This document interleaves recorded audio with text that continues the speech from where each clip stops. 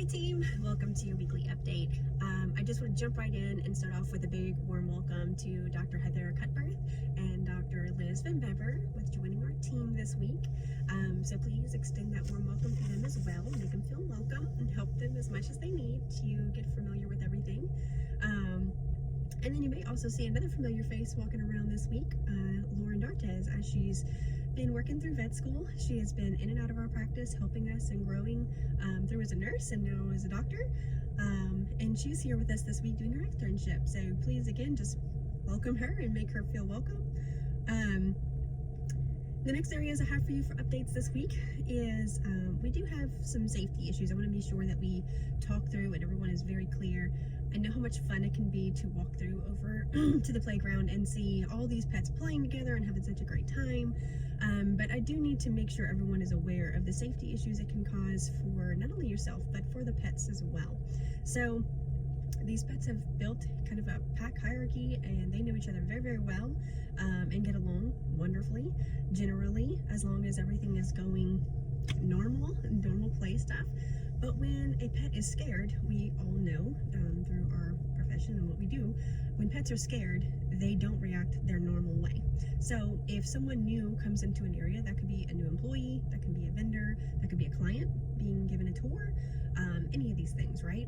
If they don't know you and you're making them uncomfortable because they're there to play with dogs, not necessarily people, of course they need to be able to get along with people too, yes. But if they're coming through and they're showing some body language and sign language of, I'm uncomfortable right now, and we're not picking up on that, it is a serious danger to the pets inside that play group, as it may make other pets in that group feel uncomfortable and they may lash out. These are animals, guys, and we can't tell them exactly everything and what our intentions are, but again, it's our job to recognize these things, but in all fairness, to be safe, walking back into a group that you are not familiar with, I understand it's fun to watch, but if you're unfamiliar with these pets and you don't work with them every single day, it's essentially like sticking your fingers in a cage. We all know that we should not do that. You know, go in and poke fingers in a sick pet or a pet you don't know and aren't familiar with. Just not a good practice. Don't lean on the fences. Don't stick your hands over and try to play with them. Don't enter into the play groups if you're not their pack leader, which is the doggy daycare team members only. Okay, and I'm not trying to rain down on anyone's parade and be unwavering in that. However, stay on the pad. That's the concrete pad by that back door. If you do have to go into the back area to request a pet, watch from a distance. They post lots and lots of pictures. Again, I know it's a ton of fun, but in the end, we're here for the safety and well-being of these pets. So let's make sure that we're all using best practices, okay? This goes to the same thing with our clients and vendors, maintenance personnel, any of those types of items. People may have to go back there. Again, it's our job to keep them all safe, okay? So if somebody needs to come through that doesn't normally belong there, we need to be on top of that and communicate with them to get the things that they need or need done safely. So if it's a client, you're walking back there to specifically see the pets, or a new employee or any of that kind of sort, give them the explanation in an area like the lobby where it's quiet and they can hear you and understand you well. And if they do forget, because again, so much fun to see them play and you just want to go touch the cute puppies, remind them, oh no, sorry, please don't step off of this area, please, we can look over, I know we want to get closer, but for their safety and for ours, we don't want to make them feel uncomfortable. They're here to play and have a great time, not to be scared of us. So that's what we're going to do for that, okay guys? Again, it's just like poking your finger through a cage. We really need to stress the importance of that. Please don't do these things, and please help remind team members or other personnel that aren't generally there, stick to these guidelines. Please speak out, okay? So that's that for the safety of the daycare areas. New signs have been posted to help warn and remind, but we are going to need each and every one of your help to prevent any further accidents from happening. I want to remind again, just because it's very big, I help team members constantly who become ill to secure benefits for them. For these benefits, you must be with our team at least 30 days to receive these COVID leave benefits. That's always going to be a staple item. It's just what we have to do for any kind of benefit at all. Some time has to be put in. And then on top top of that, just in the last update, as I've put there, I am stressing the reminders. The benefit has now changed as of November 1st of this year. So just at the beginning of this month, you yourself must be, you have to have a test at an actual facility with a doctor. You have to have that in written proof that you have yourself been positive.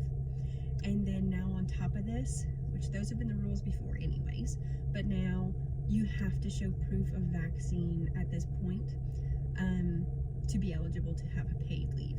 You are still always going to be eligible for a leave if you are COVID positive yourself, so that you can quarantine and not get anyone else sick, obviously, but there will be no paid benefits unless you have proof of vaccine or the waivers that I discussed last time as well. We have a medical waiver and a religious waiver that you may come and obtain from the office if you need to, but it's very available to you on Humanity under the training section under employee documents. You can print this from anywheres and you can take it and sign it for religious reasons, or have a medical professional sign that you cannot have the vaccine for some reason. Again, guys, if you're not going to get vaccinated, please come get a waiver or print it yourself and get this thing taken care of now, sooner than later. In the event you do become ill, you're not going to feel very good to get all these waivers signed.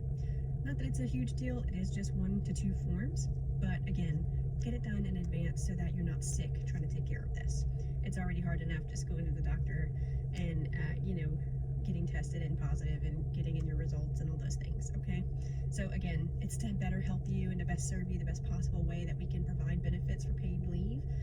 These are the rules and restrictions. If you're not concerned about it, you have paid time off you can use, that is fine too. Again, my job is to just deliver the message to ensure that you understand the benefits and how you may obtain them should you need them, and to make it as easy as possible for you to do that.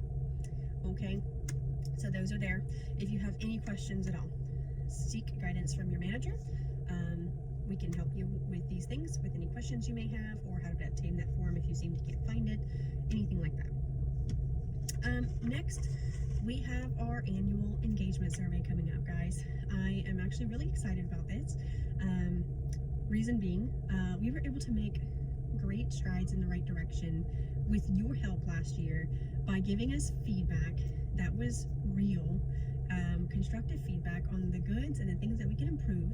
And we worked together with meetings and such, and suggestion box, and all these things on how to improve our company and our culture and how we do things in our processes. So thank you so much for that help this year, and I hope that you feel the same way. Again, we're striving to do the same thing last year. Last year we were able to do all that with about 65 to 70% participation, which is actually really good for our size. This year I am very hopeful that you guys will all help me attain 100% participation this year. And again, it's not like we'll get paid anything different or anything else. It's generally the care that we have for you guys, that we want to hear from you so that we can make a difference, right? This is what we're all about. It's about continuous self-improvement, and that goes for the company as well. So I'm really excited about this, and I really hope that you'll help me take 15 minutes of your time, again, on the clock, off the clock, at lunch, at home, whatever, whenever it's beneficial to or convenient for you as best as possible. Now, I do ask that if you're working and you take the engagement survey, that is totally fine.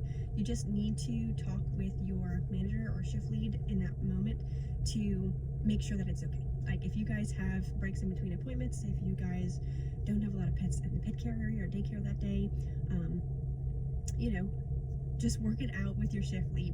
It is absolutely fine if you do it on your time while you're working. I understand our personal lives are just as busy as our work lives. Again, just coordinate that with your department manager, your scheduler, your shift lead, whoever it is that day, to ask if you can take the 15 minutes to go and do that. We will also try and set up a laptop in the break room area so that you can use your kiosk code to do it on a laptop. The kiosk code makes it super, super easy to, I might be saying that wrong, it's a QR code, I guess, to do it on your phone. You can simply take the invitation that we'll provide you in your locker tomorrow on Friday Anonymous handed out. You can just scan that QR code on your phone. The camera makes that super easy on these smartphones nowadays, and it goes right to your survey, your personal confidential anonymous survey, and you take it right there, and it goes into a third party who is collecting this data for us. So our company is using a third-party company to be able to do this, just like last year, so that it's completely confidential and anonymous. You don't have to feel like someone's gonna know if you said something. You feel like maybe it's more of a constructive feedback versus just positives. It's fine though, just to let you know, we need this. We need that constructive feedback so that we can make a difference. So again, it is completely anonymous. It goes into the third party is called the Culture Amp, and they take in all the information. All names are not there. And just a reminder, like if you do have any comments, just making sure that they don't lead to anything that could pinpoint who you are or which like that. That's the only advice I do have, to stay completely confidential and anonymous. But that's the only thing. So if you're actually typing in notes, just keeping that separate to not use specific names and that kind of thing. If you do have some constructive feedback, I would hope that if you do have constructive feedback for an individual, that we do get that in some kind of way so that we can help if there is anything to learn from or to coach on there. However, you can get those to your department manager, things like that. This is more of a, how is our business going? How are our processes? How are our events? How are our client and patient relations, our patient care, our flow on the daily, anything and everything you can possibly think of. It's going to ask plenty of questions, and it's also going to allow you to leave comments there for your suggestions and ideas. I really hope everyone takes the time to do this. It's very important to us, and we're hoping to keep moving in the forward direction we are and to make things better and better each and every day. So that's my spiel. The invitations will be in your locker. It'll be a one sheet, like a one pager with a QR code to make it super easy for like cell phone use. And again, should only take about 15 minutes of your time. I think it'll be well worth your time. It's definitely to help improve our daily life here and work together on that. So thank you so much for that. And the last update I have for you guys, super, super exciting. I hope you're excited as I am. Another one. Save the date. For December 11th of this year, we will host our annual Christmas party, a real life one, back again. Unlike last year, it's kind of odd one with COVID and everything. Obviously wear a mask if you choose. We'll have plenty of space within the place's name is Abacus. It's right off of Pinhook. It's very close to us here. It's gonna be very nice. We're gonna have very nice, lots of food and drinks and fun all planned for you guys to just appreciate you for the year of work and working together as a team through everything this year. All right, guys, I hope you guys save the date. Hope to see you there. Please help with the participation with the engagement survey. I truly hope you can help with that to continue our to help create our future. All right, thanks, guys. Have a great